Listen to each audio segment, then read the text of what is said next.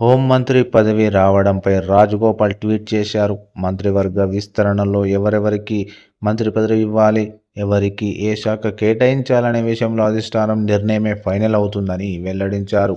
ఆ రోజు అసెంబ్లీలో కొంతమంది మీడియా మిత్రులు ఎవరెవరికి మంత్రి పదవులు వస్తాయి, శాఖల కేటాయింపు ఎలా ఉంటుందనే విషయంలో చిట్చాట్ చేసిన సందర్భంలో చెప్పడం జరిగిందన్నారు.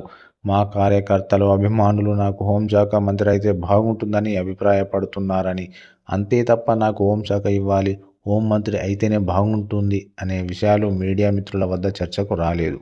మంత్రి పదవులు ఇచ్చే విషయంలో, శాఖల కేటాయింపు విషయంలో అధిష్టానం నిర్ణయమే ఫైనల్.